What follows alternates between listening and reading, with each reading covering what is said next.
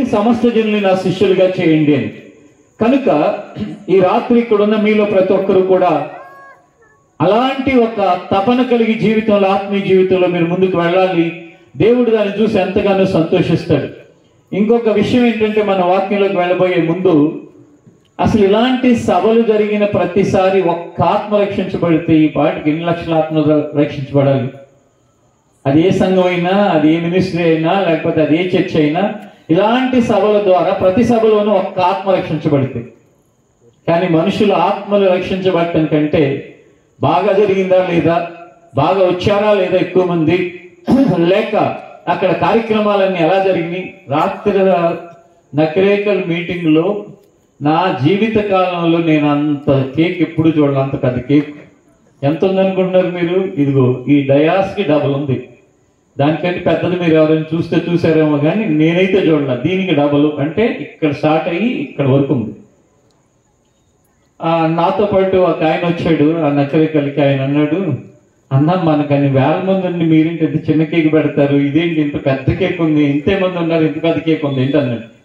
సర్లే, వాళ్ళకి అది సంతోషంగా ఉంది, పెట్టుకున్నారు. ఏముంది, ఎక్కువ మంది ఉంటే పెద్ద కేక్ ఉండాలి, తక్కువ మంది ఉండి చిన్న కేక్ ఉండాలని ఏం లేదు కదా, సరే వాళ్ళు పెట్టుకున్నారు కదా అంతా అని. ఇక కట్ చేసాం. కట్ చేసిన తర్వాత ఇక అది నోట్లో పెట్టడానికి పోటీ పడుతున్నారు. బాబు నా నోట్లో మాత్రం పెట్టబాకండి, ఎందుకంటే అసలు ఆ క్రీమ్ కేక్లు నేను తిన్న ఫస్ట్, రెండోది నేను ఉపవాసం, నేను తినను, అదేదో మీరు తినండి అని చెప్పి రెండు చేతులు దండం పెట్టి వందనాలు పెట్టి నా దారి నేను వెళ్ళిపోయా హైదరాబాద్కి. మనుషులకి దేవుని యొక్క వాక్యము, దేవుని యొక్క వాక్యానుసారమైన జీవితం కంటే ఈ రోజుల్లో, ఈ దుర్దినాలలో మనుషుల యొక్క పరిస్థితులు ఎలా ఉన్నాయంటే, సెలబ్రేషన్స్ అనేవి చాలా చాలా చాలా సంతోషకరమైనవిగా కనబడుతున్నాయి. సెలబ్రేషన్స్ అంటే వేడుకలు. వేడుకలు అనేవి ఆయా సందర్భాలలో, క్రిస్మస్ సందర్భంగా క్రిస్మస్ వేడుకలు, లేక పుట్టినరోజు సందర్భంగా ఆ పుట్టినదిన యొక్క వేడుకలు, పెళ్లి రోజు వేడుకలు. ఈ వేడుకలు ఇవన్నీ ఆయా సందర్భాలలో, ఆయా పరిస్థితులను బట్టి జరగటం సాధారణమైన విషయమే. కానీ ప్రభువైన యేసుక్రీస్తునందున్న వారి జీవితాలలో కావాల్సింది ఏంటి అంటే, క్రీస్తునందున్న నీవు, ఎవడైనను క్రీస్తునందున్న ఎడల వాడు నూతన సృష్టి, పాతవి గతించును, సమస్తము క్రొత్తవాయి. యేసుక్రీస్తు యొద్దకు వచ్చిన వాడి యొక్క జీవితం అది నూతన సృష్టి. ఆయన దగ్గరకు రాకముందు నీ జీవితం వేరు, ఆయన దగ్గరకు వచ్చిన తర్వాత నీ జీవితం వేరు. ఆయనలో లేకముందు నీ జీవితం వేరు, ఆయనలో ఉన్న తర్వాత నీ జీవితం వేరు. ఆయనలో ఉన్న తర్వాత నీ జీవితం యొక్క స్థితిగతులు ఏ విధంగా ఉంటాయి అంటే, కన్నీటితో ఉన్నవాడు నీ ముందు ఉంటే ఆ కన్నీటిని తుడవటానికి నువ్వు ముందు అడుగు వేస్తావు, అది క్రీస్తునందున్నప్పుడు నీ జీవితం. ఆకలి కొనివాడు నీ ముందు కనిపిస్తే గనక నీవు అవసరమైతే ఒక పూట మానైనా ఆకలిని తీరుస్తావు, అది క్రీస్తునందున్న వాడి జీవితం. ఒకవేళ నీకు విరోధముగా, శత్రువుగా మారి నీకు నష్టాన్ని, కష్టాన్ని కలిగించిన క్రీస్తునందు నువ్వు ఉన్నట్లయితే కనుక నువ్వు వారిని క్షమించి క్రీస్తు యొక్క క్షమాగుణమును కనపరిచి నువ్వు క్రీస్తునందు ఉన్నావు అనే దాన్ని నువ్వు కనపరుస్తావు. క్రీస్తునందున్న వాడి జీవితం అది.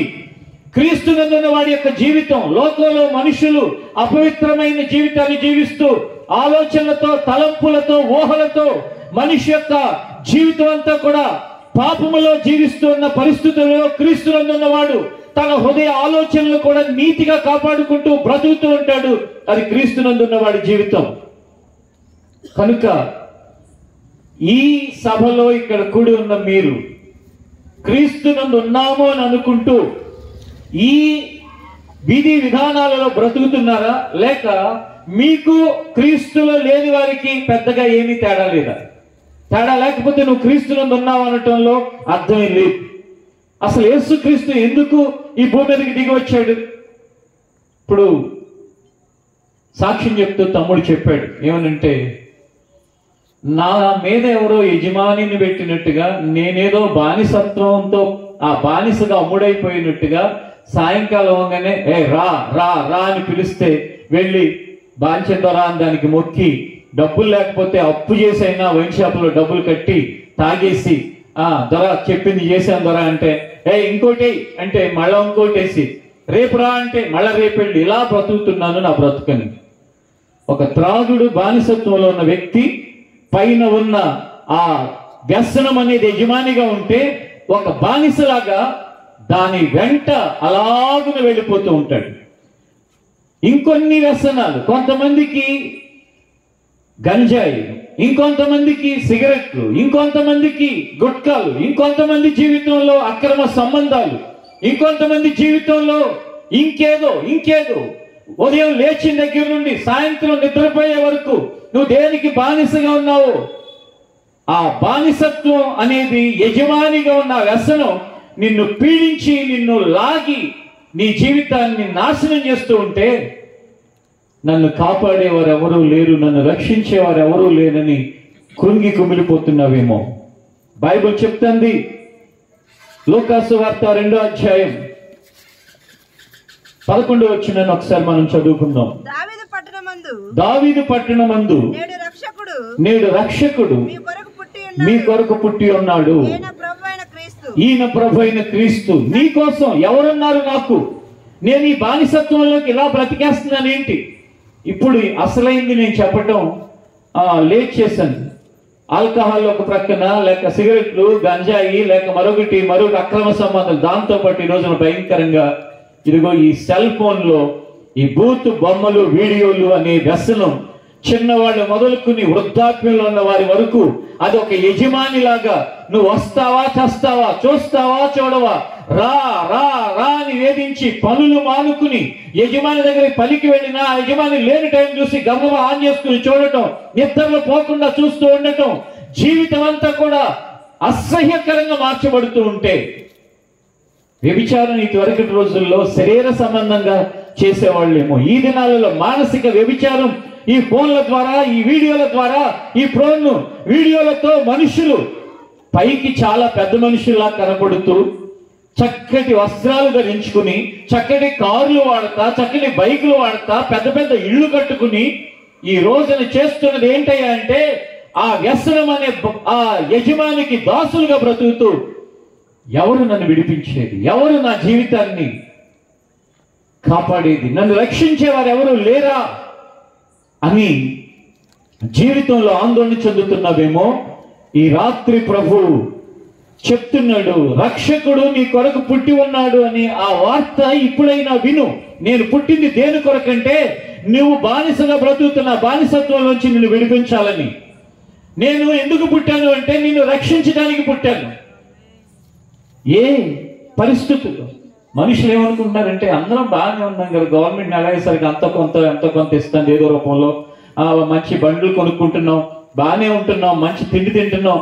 ఒకప్పుడు ఏదైనా నాన్ వెజిటేరియన్ తినాలంటే చికెనో మటనో వారానికి ఒకసారో, కొంతమంది పరిస్థితులు ఉంటే నెలకోసారో, సంవత్సరానికి 2 సార్లు జరిగేది. ఇప్పుడా ప్రతిరోజైనా తినగలుగుతున్నాం. కావలసిన ఈ ఆర్థిక అభివృద్ధి సమాజంలో వచ్చింది, అంతా బాగానే ఉంది అని అనుకుంటున్నాం. కానీ లోలోపల ఒక బానిస జీవితాన్ని జీవించడానికి మనిషి అలవాటు పడిపోయాడు. ఆ బానిసత్వంలోంచి బయటికి వెళ్ళలేక, ఆ బానిసత్వంలో బ్రతుకుతూ ఇలాంటి వాక్యాలు ఎప్పుడైనా వింటుంటే, అయ్యో నేను ఎక్కడున్నానని ఆలోచించుకుని ఏం చేయాలో పాలుపోక కృంగిపోతూ బ్రతుకుతున్న పరిస్థితులు. మాటలు చక్కగా మాట్లాడతారు నలుగురు కనపడినప్పుడు, చక్కగా మనుషులు రూపం చక్కగా ఉంటుంది, కానీ లోపల హృదయం మాత్రం చెడిపోయిన హృదయం, అసహ్యమైన హృదయం. ఆ హృదయం అంతా కూడా ఘోరమైన వ్యాధితో నింపబడిన హృదయం. ఆ హృదయంతో జీవితంలో ఎటుపోతున్నారో అర్థం కాని పరిస్థితుల్లో ప్రభు అంటున్నాడు, మీ కొరకు నేను పుట్టాను, మీ కొరకు పుట్టాను అనే విషయం అయినా మీరు గమనిస్తున్నారా? లేక ఏదో యేసయ్య అనగానే అదో మతంలో, యేసయ్య అనగానే మా తల్లిదండ్రులు చర్చికి వెళ్తారు కదా, నేను కూడా చర్చికి వెళ్తున్నాను, ఏదో వస్తున్నావు వెళుతున్నావు, క్రైస్తవుడిగా ఉన్నావు, క్రైస్తవురాలుగా ఉన్నావేమో, కానీ నువ్వు క్రైస్తవురాలుగా మత కార్యక్రమాలలో ఉండటానికి కాదు దేవుడు నిన్ను కోరుకుంది. నీ బానిసత్వంలోంచి నువ్వు బయటికి రావటానికి ఆయన నిన్ను రక్షించాలని వచ్చాడు. బానిసత్వంలో బ్రతుకుతుంది నిన్ను రక్షించి ఆ బానిస బ్రతుకు నుంచి విడిపించడానికి ఆయన వచ్చాడు. వచ్చిన ఆయన వైపు ఈ రాత్రి నువ్వు చూడగలిగితే, యేసయ్య ఒకరోజు గెరాసీన దేశంలో ఒక్కడి కోసం వెతుక్కుంటూ వెళ్ళాడండి. వెళ్ళేసరికి కాళ్ళకి చేతులకి సంఖ్యలు వేయబడి ఆ బానిసత్వంలో ఉన్న వ్యక్తిని, అతనిలో ఉన్న ఆ చీకటి శక్తుల్ని యేసయ్య బయటికి పంపించేయగానే ఒక్కసారి స్వస్థచిత్తుడైపోయి అతడు స్వతంత్రుడయ్యాడు. అప్పటి వరకు బానిసగా ఉన్నాడు. ఆ బానిసత్వం నుంచి బయటపడి ఇక ఏ బానిసత్వం లేకుండా యేసయ్య మార్గాన్ని వెంబడించడానికి నిర్ణయించుకున్నాడు. ఈ రాత్రి ఎవరి కోసం దేవుడు ఈ సభను ఏర్పాటు చేశాడో, నన్ను హైదరాబాద్ పట్టణం నుంచి ఇక్కడ ఎవరి కోసం తీసుకొచ్చాడో నాకు తెలియదు, కానీ నీ సంఖ్యల నుంచి విడిపించాలని ఆయన అనుకుంటున్నాడు అనేది మాత్రం వాస్తవమైన విషయం.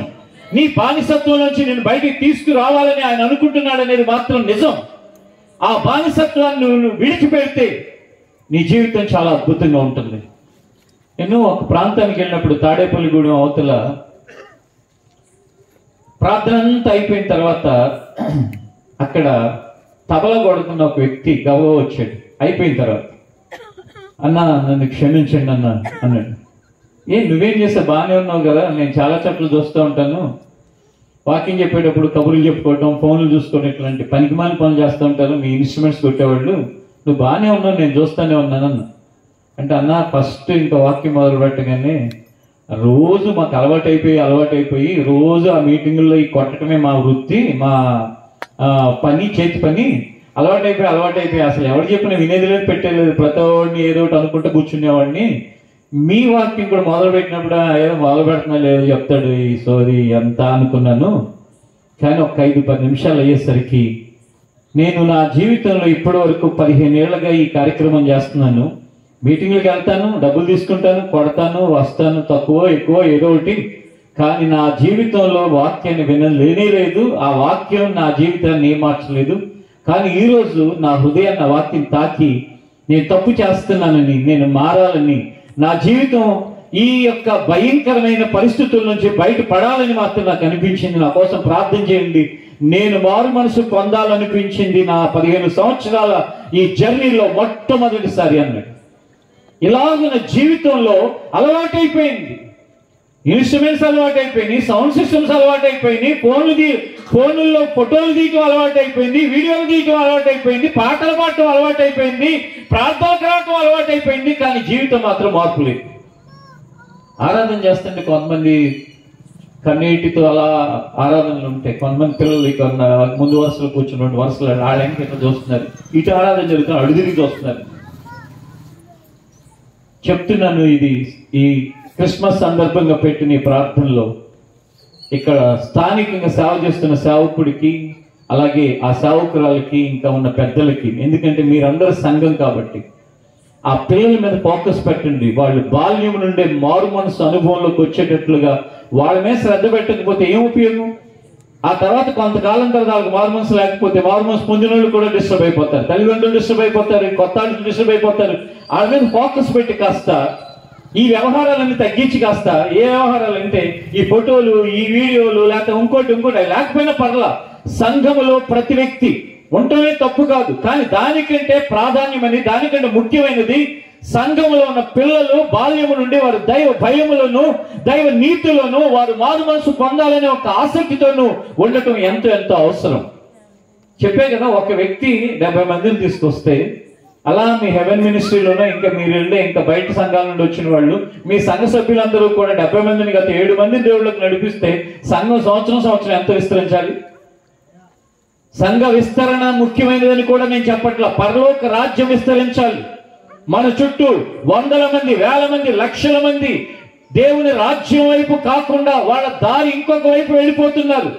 నిత్య అగ్నిగుండానికి నాశనకరమైన మార్గంలో వెళ్ళిపోతూ ఉంటే గుండెల నిండా ఒక భారము కలిగిన వారై ఏ విధం చేతనైనా ప్రభువా, ఈ జీవం ఉన్నంత వరకు, నా శ్వాస ఉన్నంత వరకు, నీ రాకడ ఆలస్యమైతే నా ఆఖరి శ్వాస వరకు కొందరిని నీ మార్గంలో నడిపించి నీ రాజ్య వారసులుగా చేయటం నా ప్రాణప్రదమైనది ప్రభువా. నాకు తిండి లేకపోయినా పర్లా, వస్త్రాలు లేకపోయినా పర్లా, ఉన్న కొన్ని వస్త్రాలతో అలా బ్రతికేస్తాను. కానీ ఆత్మల రక్షణ లేకుండా, ఆత్మలు సంపాదించకుండా ఆ ప్రయాణం మా సంఘంలో మేమందరం కలిసి కొన్ని ఆత్మల దేవుని రాజ్యాన్ని వాళ్ళు చేరుకునేటట్టుగా నడిపించకుండా ఉండటం మేము భరించలేం ప్రభువా.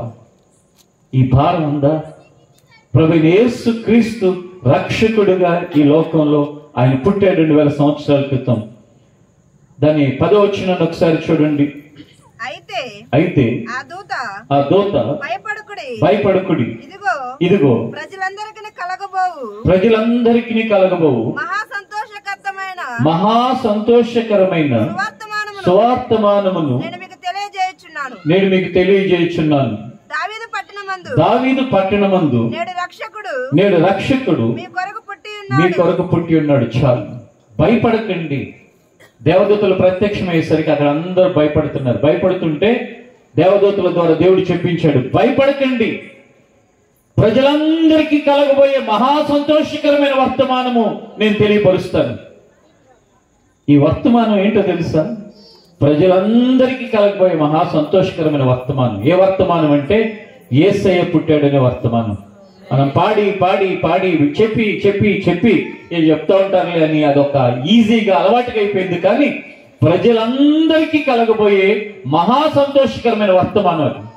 ప్రజలందరికీ. ఈ రోజున భయం లేని మనిషి ఉన్నాడా? ఆ భయాన్ని తీసివేయగలిగిన వాడు ఒకే ఒక్కడు, ఆయనే ప్రభువైన యేసుక్రీస్తు. జీవితంలో శాంతి సమాధానాలు కలిగిన వారు ఎవరైనా ఉన్నారా యేసు లేకుండా అని చూస్తే ఎవరు ఉండరు. ఎందుకంటే ఆయన ఇవ్వకుండా శాంతి ఎవరి జీవితంలోకి రాలేదు. వెండి ద్వారా, బంగారం ద్వారా, చదువు ద్వారా, జ్ఞానము ద్వారా, లేక నీ అధికారం ద్వారా నువ్వు సంపాదించలేవు. మీరు తెలుసుకున్నారో లేదో నాకు తెలియదు, కానీ పేపర్లో మొన్న వచ్చింది ఒక వార్త.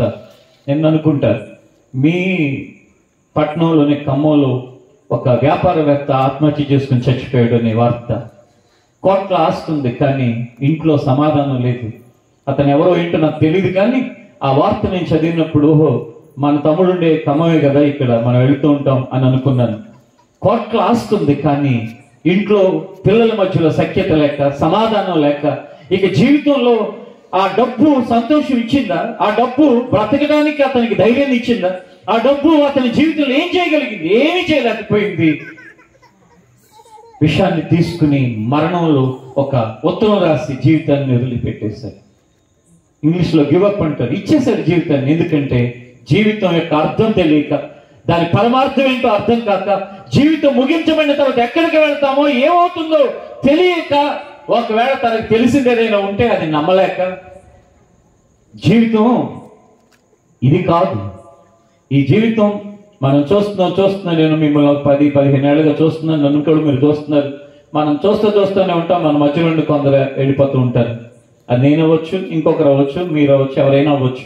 ఎందుకంటే ప్రతి వారికి ఒక సమయం ఉంది. ఆ సమయాన్ని ప్రభు పిలిచినప్పుడు వెళ్ళిపోతూ ఉంటారు. ఆ వెళ్ళిపోయిన తరువాత జీవితం ఏంటో తెలుసా? 2 స్థలాలు. ఒకటి దేవునితో యుగయుగాలు ఉండటానికి ఆ పరలోక రాజ్యం. దేవుని యందు విశ్వాసము కలిగి జీవించకపోతే, ఏదో ఒక వ్యసనానికి బానిస బ్రతుకుతూ ఉంటే, క్రీస్తు వద్దు అని ఆయన తృణీకరించి బ్రతుకుతే, క్రీస్తు వద్దని ఆయన త్రోసివేస్తే, యేసు ప్రభు అంటే లేదో చెప్పుకుంటూ ఉంటారు, లేదో వాగుతూ ఉంటారు, అరుస్తూ ఉంటారు, నిద్రమాని ఎవరు అని అనుకుంటూ యేసుని కనుక నువ్వు త్రోసివేస్తే, యేసు లేకుండా ఆ మోక్షము, ఆ పరలోక రాజ్యానికి ఎవరు కూడా చేరలేరు. ఇంకొక స్థలం ఒకటి ఉంటుంది, అది నిత్య అగ్నిగుండము, నరకం. అక్కడికి మనిషి చేరాలి. 2 స్థలాలు ఉంటాయి. ఈ రోజున మనుషులకి ఎక్కడికి వెళ్తారో తెలియదు, ఎలా వెళ్ళాలో తెలియదు. కానీ బైబిల్ చెప్తుంది, యేసయ్య అంటాడు, నేనే మార్గమును. నేను ఒక మార్గాన్ని అంటున్నా, నేనే మార్గమును. ఆ మార్గములో తప్ప ఎవరు కూడా అక్కడికి చేరలేరు. అన్ని కోట్ల ఆస్తులు ఉన్న వ్యక్తి కనుక ఆయనే మార్గమని, ఆ మార్గంలో ఈ పని మంచిది కాదని తెలిసి ఉండుంటే ఆ పని చేయటానికి ఒడిగట్టేవాడు అంటే ఎవరు కూడా సాహసించరు. ఎందుకంటే ఈ 70-80 సంవత్సరాలు పడ్డం కష్టాలు, డబ్బులు సంపాదించాం, లేకపోతే పేదరికంలోనే ఉన్నాం, ఇంట్లో కుటుంబాల మధ్యలో సఖ్యత లేదు, ఇవన్నీ ఈ గజిబిజి గందరగోళం, ఈ సమస్యలు, ఈ బాధలు అయిపోయింది కదా, అయిపోయింది. కానీ నేను విశ్రాంతికరమైన స్థలానికైతే నేను వెళ్ళాలి అనే ఒక నిశ్చయంతో దేవుడిని ఎరిగిన వాళ్ళు ఉంటారు. ఎరగకపోతే గమ్యం తెలియదు కాబట్టి, ఎక్కడికి వెళ్తామో అర్థం కాదు కాబట్టి అలాంటి భయంకరమైన నిర్ణయాలు కూడా తీసుకుంటారు. నా ప్రియ సహోదరి సహోదరుడా, ఈ రాత్రి నీ కోసం ఆయన భూమి మీదకి వచ్చాడు. నా కొరకు ఆయన ఈ భూమి మీదకి వచ్చాడు. నీ కొరకు, నా కొరకు, ఈ సృష్టిలో ఉన్న మనుషులందరి కొరకు సమాజం అంటే ఖమ్మం కాదు, పాండురంగాపురం అంతకంటే కాదు, తెలంగాణ రాష్ట్రం మంది అంతకంటే కాదు, ఈ దేశం భారతదేశం మంది అంతకంటే కాదు, 180 దేశాల కంటే ఎక్కువైన ఈ భూమండలం మీద ఉన్న సమస్త మానవాళి సమాజం.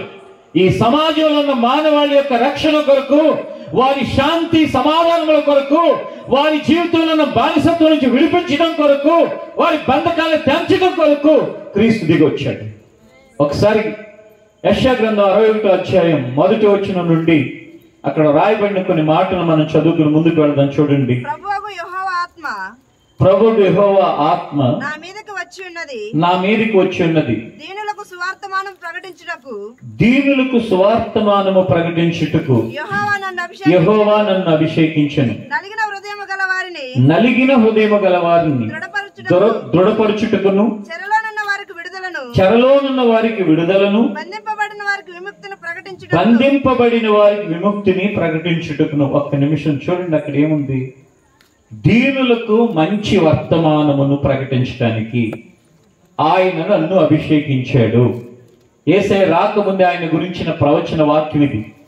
నలిగిన హృదయము గల వారిని దృఢపరచటానికి, చెరలోనున్న వారికి విడుదలను కలుగు చేయటానికి. హృదయం ఎంత నలిగిపోతే ఆత్మహత్యకి వెళ్ళిపోయాడు అతనే కాదు, చాలా మంది. నిన్న మా కాలనీలో ఒకరు ఉరిపోసుకుని చచ్చిపోయారండి. ఎంతమంది రోజుకి మన దేశంలో ఎన్ని వందల మంది చచ్చిపోతూ ఉంటారో తెలుసా? ఎందుకంటే హృదయం నలిగిపోయి, ఎవ్వరు ఆ నలిగిపోయిన హృదయానికి కాస్త ప్రశాంతతను చేకూర్చలేక, ఏంటి ఈ బాధలు, ఏంటి ఈ మనుషులు, ఏంటి నమ్మిన వాళ్ళని మోసం చేస్తూ, నమ్మక ద్రోహాలు చేస్తూ, కన్న పిల్లలే వాళ్ళ వైపు వాళ్ళ జీవితంలో వాళ్ళు ఎదురు తిరిగితే, మా తమ్ముడు ఫోన్ స్క్రీన్ సేవర్లో వాళ్ళ అబ్బాయి మంచి హీరోలాగా ఇలా ఫోటో పెట్టుకుని ఉన్నాడు. అనుకున్నాను, అరే ఈ తండ్రులు తల్లులు పిల్లల్ని ఊహించుకుంటూ ఉంటారు హీరోలా హీరోయిన్ లాగా. హీరో అంటే సినిమా కాదు, హీరో అంటే ఏంటంటే గొప్పవాడిగా ఉండాలి, గొప్పదిగా ఉండాలని.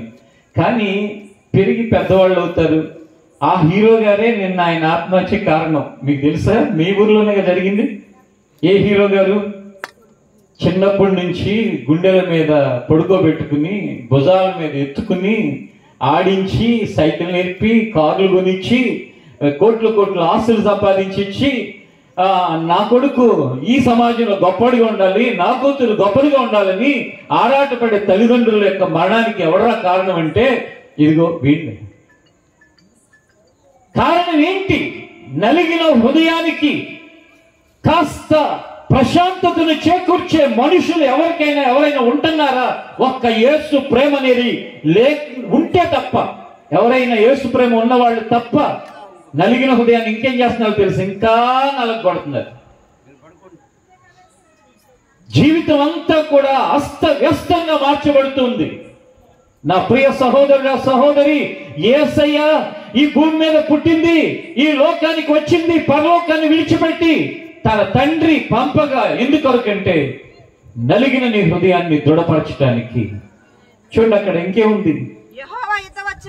యెహోవా హితవచ్చరమును, మన దేవుని ప్రతిదండన దినమును ప్రకటించుటకును, దుఃఖాక్రాంతులందరినీ ఓదార్చుటకును. ఒక్క నిమిషం.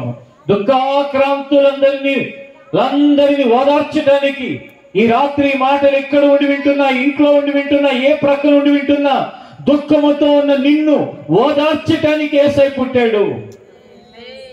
నీ దుఃఖాన్ని ఆయన చూస్తున్నాడు, నీ కన్నీటిని ఆయన చూస్తున్నాడు. మీకు ఒకటే చెప్తున్నాను ఈ సందర్భంగా, ఎవ్వరూ జీవితంలో నీ దుఃఖాన్ని తీర్చగలిగిన వారు లేరు. నీ కొరకు నా కొరకు పరలోకాన్ని విడిచిపెట్టి భూమి మీదకి దిగొచ్చిన ప్రభువే దుఃఖాక్రాంతుల్ని ఓదార్చేవాడు, నలిగిన హృదయములు గల వారిని దృఢపరిచేవాడు. ఆయన ప్రతిదండన దినముల గురించి ఒక రోజు వస్తుంది, ఆయన మనుషులందరినీ దండించే దినము, లేక తీర్పు తీర్చే దినము.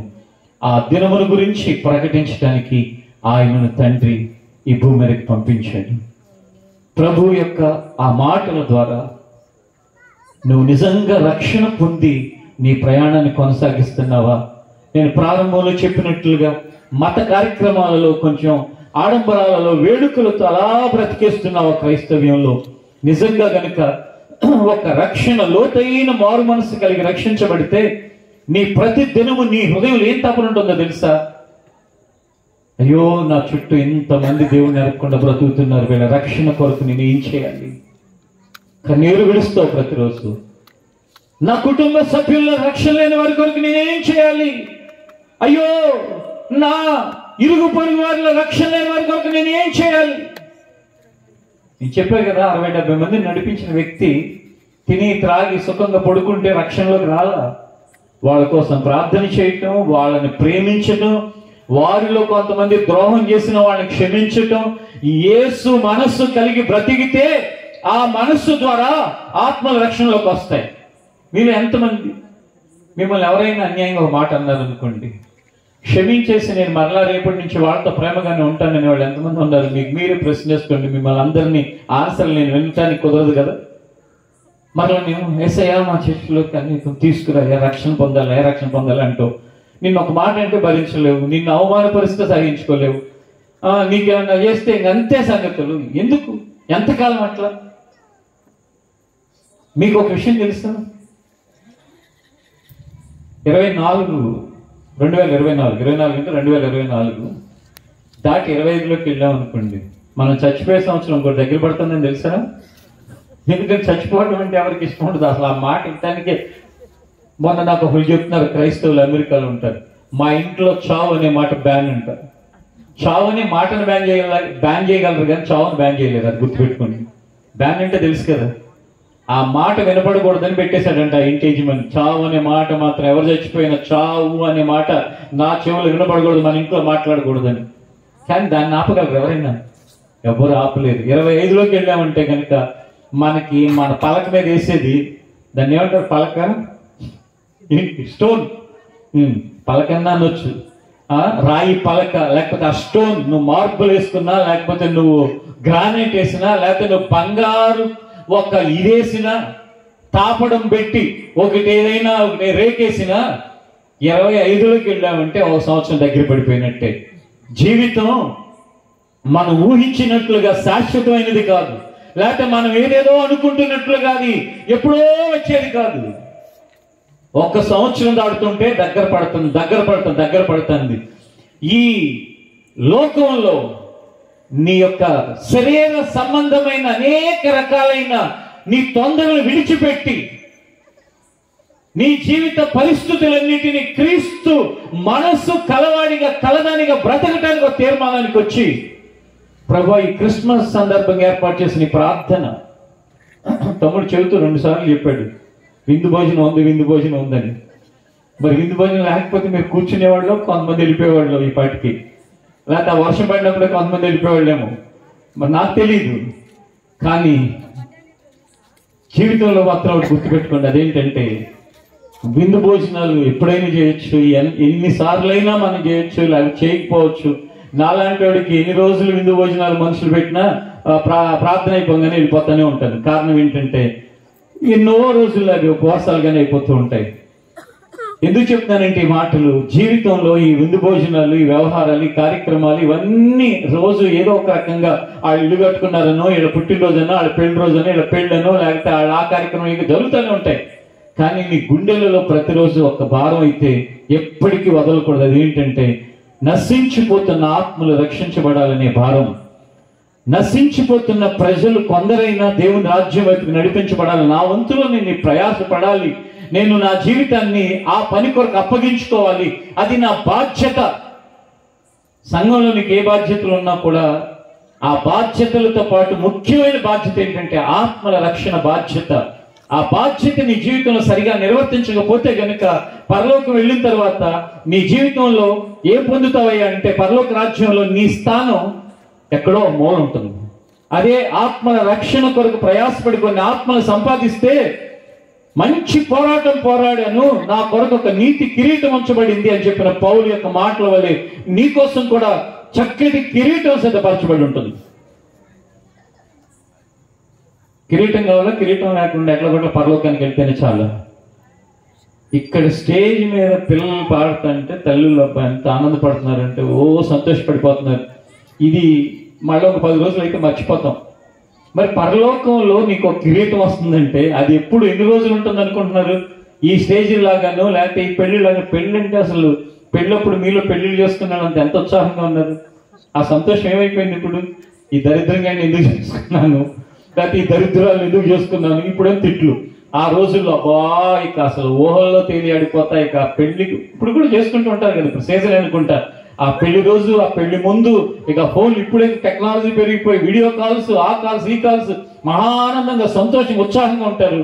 మళ్ళీ కొన్ని రోజులు అయిపోగానే అసలు ఎందుకు చేసుకున్నాను, చేసుకునేవాడిని అందరూ ఏమంటున్నారు తెలుసా? పెళ్లి చేసుకున్నారు, అరే నాయన చేసుకునేవాడు బాగానే ఉంటుందిరా నాయన, నేను కనుక ఈ బాధలన్నీ ఉంటాయని తెలిస్తే ముందే చేసుకోపోయేవాడు అంటున్నారు. అప్పుడు ఈ చేసుకునేవాడు వచ్చి అంటాడు నన్ను, అన్న ఇలా అందరు ఇట్లాగే అంటున్నారు అన్న, నువ్వేమంటావు అంటాడు. నేను అంటాను, వాళ్ళు అట్లాగే అవుతూ ఉంటారా నాయన, ఆడు చేసుకోకుండా ఉండేవాడిని నేను అన్నాడు కానీ చేసుకుంటున్నాడు, సంసారం చేస్తున్నాడు. ఇప్పుడు నిన్ను చేసుకోవద్దని నీ జీవితాన్ని నాగం చేస్తాడు. ఎందుకు వచ్చింది? సమయం వచ్చినప్పుడు దైవ నిర్ణయ ప్రకారం నువ్వు కూడా చేసుకో. అలాంటి జీవిత సమస్యలు ఉంటే అవి ఎలా తగ్గించుకోవాలని చూసుకో. సమస్యలు లేని జీవితం ఎవరిది ఉండదురా బాబు. వాళ్ళు ఊరిని అట్లా వాగుతూ ఉంటారు. నిజమా కాదు అది వాగటం? చేసుకోవద్దు అనొచ్చా? చేసుకుని అంటే చేసుకోవద్దు అనొచ్చా అంటే చేసుకోవద్దని అనొచ్చు. ఎప్పుడంటే ఒక ప్రత్యేకమైన ప్రణాళికని దేవుని పిలుపు ఉంటే అది వేరే సంగతి. అది దాని గురించి జనరల్ గా వీడు మాత్రం చేసుకున్నాడు, వీడు ఆనందంగా ఆడికి బాధలు ఉన్నప్పుడే చెప్తాడు కానీ సంతోషకరమైన విషయాలు చెప్తాడా? నేను పిల్లలతో ఆడుకున్నాను, నాకు అదైంది, నాకు ఇదైంది, ఈ చెప్పడు. కాబట్టి ఇవన్నీ జీవితంలో భాగం. శ్రమలు, అవమానాలు, ఇబ్బందులు, కష్టాలు ఇవన్నీ. కానీ పరలోకానికి నువ్వు చేరిన తర్వాత, నేను చేరిన తర్వాత, మనందరం అక్కడికి వెళ్ళిన తర్వాత ఈ 60, 70, 80, 90 లేక ఇంకెక్కువ ఉంటే 100 సంవత్సరాల జీవితం కాదు, అంతము లేని సంవత్సరాలు, యుగయుగాలు ఆయనతో కూడా మనం ఉండబోతున్నాం. ఆ ఉండబోతున్న సంవత్సరాల కోసం నువ్వు ఈ భూమి మీద ఏం చేస్తున్నావు, ఏం సిద్ధపరుచుకుంటున్నావు, ఇక్కడ బ్రతుకుతున్న బ్రతుకు ద్వారా నీకు అక్కడ ఇవ్వబడుతున్న బహుమానాలు ఏంటి? ఎప్పుడైనా ఆలోచించావా? ఇకనైనా, ఇప్పటి వరకు అయిపోయింది కదా, అయిపోయింది, ఇకనైనా ప్రభువా ఈ భూ సంబంధమైన వాటి కొరకు పరిగెడుతూనే ఉన్నాను, ఇకనైనా నా జీవితంలో నీ రాజ్యం కొరకు నేను ఏమి సంపాదించుకోవాలో ఆ జ్ఞానాన్ని నాకు ఇచ్చి, ఆత్మల రక్షణ కొరకు, ఆత్మలను నీ రాజ్యం వైపుకు నడిపించడం కొరకు నీ కృపను నాకు దయచేయి ప్రభువా అని దేవుని సన్నిధిలో ప్రార్థన చేసుకుని ఆత్మల రక్షణ కొరకు భారం కలిగి ఈ 2024 సంవత్సరం ముగింపు సమయంలో మీ హృదయంలో ఒక భారము ప్రభు కలుగు చేయునుగాక. తద్వారా అనేక ఆత్మల రక్షణ కొరకు ప్రయాసపడే పాత్రలుగా దేవుడు మిమ్మల్ని చేయునుగాక. అక్కడ జరుగుతున్నది ఏంటి? ఒకసారి మీరు లూకా సువార్త 8వ అధ్యాయం, పరిశుద్ధ గ్రంథమైన బైబిల్లో నుండి లూకా సువార్త 8వ అధ్యాయం మొదటి వచనాన్ని మనం చదువుకుందాం. వెంటనే దేవుని రాజ్య సువార్తను తెలుపుచు ప్రకటించుచు ప్రతి పట్టణములోను ప్రతి గ్రామములోను సంచారము చేయుచుండగా. చాలండి, ఎక్కడెక్కడ తిరుగుతున్నాడు ఆయన? ప్రతి పట్టణములోను ప్రతి గ్రామములోను దేవుని రాజ్య సువార్తను తెలుపుచు ప్రకటించుచు సంచరిస్తున్నాడు. పట్టణాల్లో, గ్రామాల్లో, ప్రతి స్థలంలో ఆ రాజ్య భారం ఆయన మీద పెట్టబడింది. ఆయన మన మీద పెట్టాడు. ఇప్పుడు ఏం కావాలనుకుంటున్నారంటే మనుషులు, నీకు ఈ ఆశీర్వాదాలు వస్తాయి, నీకు ఈ దీవెనలు వస్తాయి, నీ జబ్బులన్నీ ఇప్పుడే పోతాయి, నేను ప్రార్థన చేస్తాను అంటే చక్కగా ఎన్ని పొందేసి హాయిగా వెళ్ళి పడుకుందామని చూస్తున్నారు. ఈ జబ్బులు ఎన్ని తగ్గినా మరలా ఒక రోజు చచ్చిపోవలసిందే. ఎన్ని ఆశీర్వాదాలు నీ జీవితంలో వచ్చినా ఈ ఆశీర్వాదాలన్నీ ఇంకా కొద్ది కాలమే నీతో పాటు, ఆ తర్వాత ఎన్ని వదిలి నువ్వు పోవాల్సిందే. కానీ నీకు కావాల్సింది ఏంటి? దేవుని యొక్క రాజ్య భారము ఆయన మన మీద పెట్టి ఉండగా రక్షించబడిన నీవు, సేవ చేస్తున్న నీవు, దేవుని కుమార్తె కుమారుడుగా బ్రతుకుతున్న నీవు, కొన్ని ఆత్మల రక్షణ కొరకు నా జీవితాన్ని నేను దేవునికి అర్పించుకోవాలి. కొంతమందికి డిసెంబర్ ఎప్పుడు వస్తుందా అని చూస్తూ ఉంటారు. ఎందుకంటే క్రిస్మస్ సందర్భంగా బాగా మీటింగ్లు జరుగుతాయి, బాగా వేడుకలు, బాగా కార్యక్రమాలు, హడావుడి, పాటలు అవి ఉంటాయి. ఎందుకు అట్లా? ప్రతి దినము రక్షణ పొందిన వ్యక్తికి, నిజ క్రైస్తవుడికి అది క్రిస్మసే. ఆ హృదయంలో కలిగే ఆ దేవుడిచ్చిన అనుగ్రహించిన సంతోష ఆనందాలు మనం ఏ మాటలతో కానీ ఏ వేడుకలతో కానీ పోల్చలేమండి. ఆ గొప్ప ఆనందాన్ని, సంతోషాన్ని మనం అనుభవిస్తాం. ఆయన 18-19 సంవత్సరాల క్రితం క్రిస్మస్ రోజు ఇదే మాటలు చెప్తున్నాను నేను. ఏమనంటే, మీరు ఇవాళ క్రిస్మస్ అని వచ్చారేమో, ప్రతిరోజు నాకు క్రిస్మస్ లాగానే ఉంటుంది. నాకు ఆయన ఇచ్చిన సంతోషం ఈ క్రిస్మస్ లో మీకు కలుగుతున్న సంతోషం కంటే ఎంతో గొప్పది అని చెప్పి, ఇంకా వాక్యాలు ఆ రోజు దేవుడు చెప్పించినని చెప్పాను. అయిపోయినాక వచ్చి నన్ను చెప్పాడు కదా ఇప్పటి వరకు సాక్ష్యం, బ్రదర్ గారు నాకు కూడా మీలాంటి సంతోషం ఉండాలంటే నేను ఏం చేయాలని అడిగాను. అప్పుడు చెప్పాను, దేవుడు నీ కొరకు వచ్చాడు అనే సంగతి ఎరిగి, నీ పాపముల ఎదుట ఒప్పుకుని క్షమాపణ పొంది దేవుని యొక్క మార్గంలో నడిస్తే సంతోషం నాకే కాదు, నేనేం ప్రత్యేకమైన వాడిని కాదు. ఇప్పుడు కూడా 20 సంవత్సరాల దగ్గర పడుతుంది. ఆ మాట నాకు బాగా గుర్తున్నాయి. ఇన్ని వేల మందికి చెప్తున్నా కూడా ఏం చెప్పాను, నేనేం ప్రత్యేకమైన వాడిని కాదు, నీలాంటి వాడిని నేను కూడా, నాకు ఇచ్చిన సంతోషం నీకు కూడా ఇస్తాడు అని. కొన్ని నెలల్లోనే ప్రభు ఆయన తాకాడు, రక్షించాడు, ఆ సంతోషాన్ని ఇచ్చాడు. ఈ 20 సంవత్సరాలుగా సంతోషంలో నడిపిస్తున్నాడు. ఈ రాత్రి ఇంకా సంతోషం